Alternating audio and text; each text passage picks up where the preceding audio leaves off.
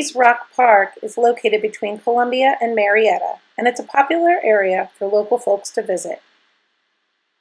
This Lancaster County park is the domain of dog walkers, hikers, and picnickers.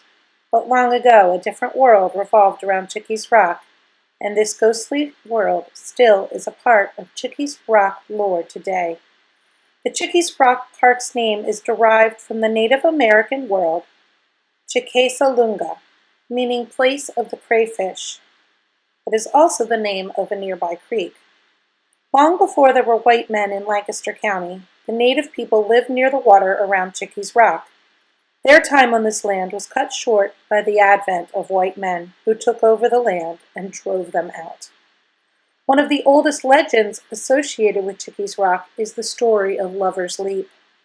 According to the most popular version of the tale, a young Susquehannock man named Wanunga lived near the rock in his village. His paramour was a young woman named Wanhuita. One night, after Wanunga had returned from a particularly difficult battle, the young couple wandered from the village and up to Chickies Rock to be alone. This was the night when Wanunga was going to declare his love for the young woman he had long admired. Unfortunately for Wanunga, while he had been gone, Wanhuita had fallen in love with a white farmer who had recently settled in the area.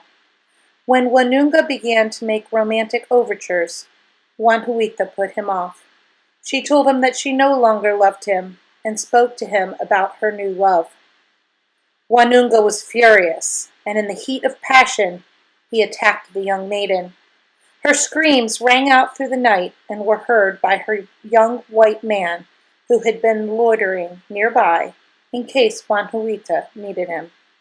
The young man ran to her aid, but Wanunga turned his wrath on his rival. His anger and pain made him strong, and he subdued the white man. He pulled a knife and stabbed the man and then slit his throat. He cast the white man's body off the rock. Still feeling the heat of the fight, he grabbed Wanhuita and leapt over the cliff with her in his arms to their deaths. Since that time, there have been stories of a young white man in colonial garb standing at the point of Chickies Rock or hurrying through the woods with bloody wounds and a terrified expression. Even more frightening are the phantom screams of Wanhuita that have been reported coming from the rock from time to time. Wanunga, too, has apparently returned to haunt the area. He is seen below the rocks at the water's edge, silently moving through the night as if searching for something he has lost. This story is written in the Big Book of Pennsylvania Ghost Stories by Mark Nesbitt and Patty A. Wilson. Another author, named Rick Fisher, who is also a paranormal investigator, wrote of Chickies Rock experiences in his book, Ghosts of the River Towns. The oddest story by far is the story of the Albatwitch. Some say the Albatwitch is Pennsylvania's very own Bigfoot. Albatwitches, or apple snitchers, are creatures that the Susquehannock Indians claimed lived near Chickies Rock. People reported encounters with these strange creatures until the 1950s, including a few folks who were supposedly pelted by apples wielded by the beasts.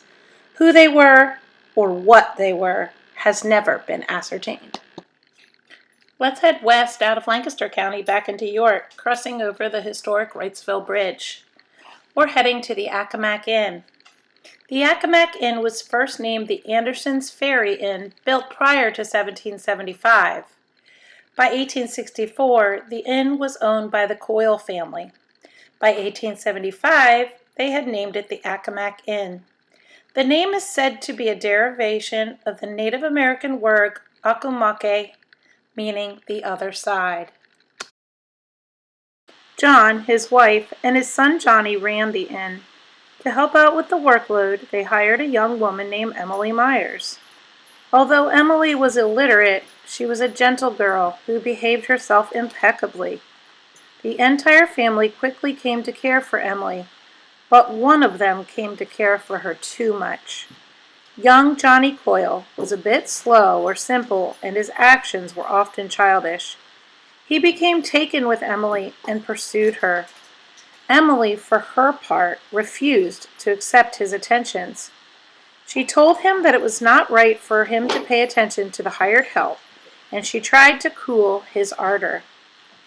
Early on the morning of May 30th, 1882, Emily went to the barn to milk the cows while her employers slept in a bit. Johnny found her in the barn and demanded that she run away and marry him. Emily refused, and Johnny pulled a revolver on the girl. He shot her through the heart, and she fell dead in the barn. He proceeded to turn the gun on himself, but his wound was not serious. Although Johnny was not convicted of murder at his first trial, at his second he was, and he was put to death. It is believed both Emily and Johnny haunt the place. Dining room staffers on the second floor report hearing a female voice chatting away in the second floor hallway.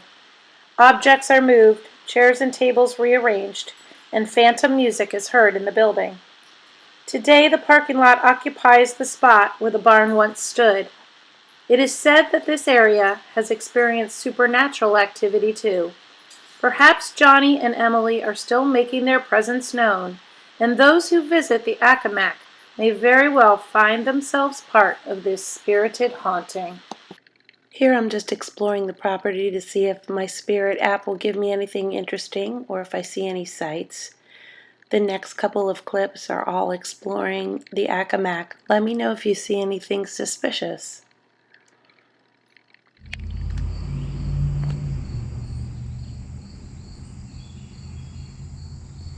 Arthur.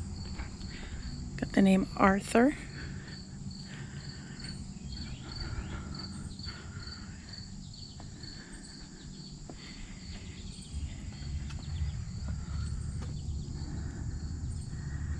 Looking into the dining room.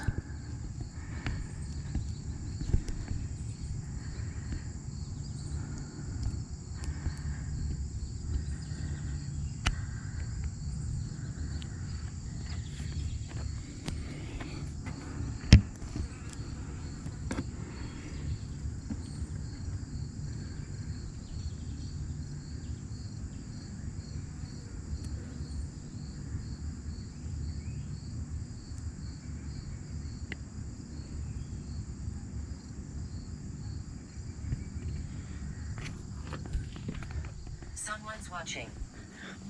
Oh, that's a little disconcerting. I don't know if it's so bright you can see someone's watching. Thank you for letting me know. Ooh, that's creepy. Who's watching?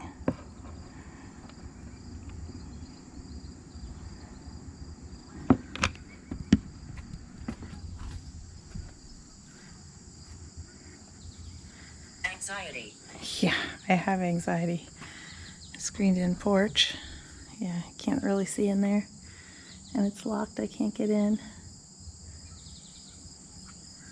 If any spirits are here that can knock or give me a sign, that would be awesome.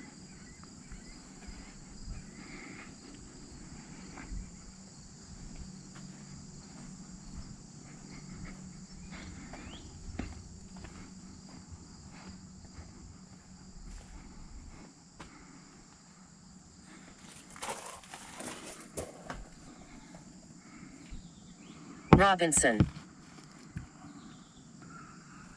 Robinson.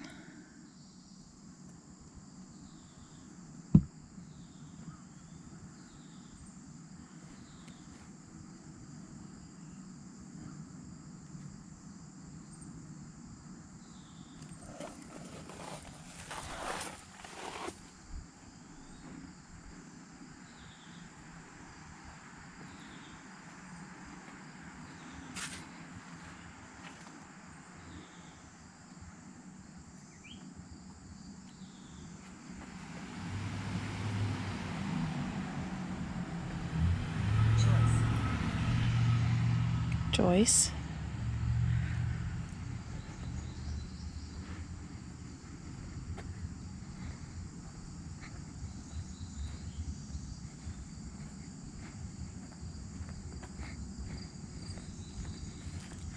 Before it was called the Accomac Inn, it was called Anderson's Ferry.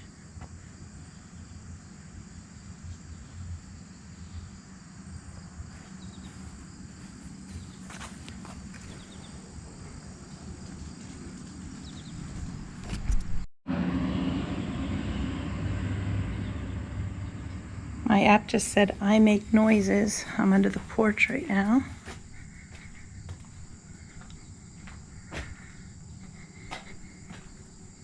If there's any spirits here, can you give me a sign? Knock on something?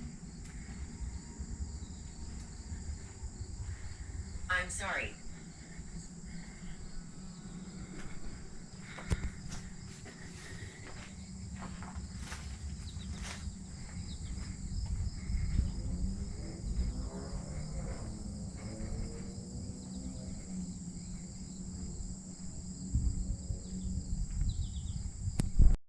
Spirit.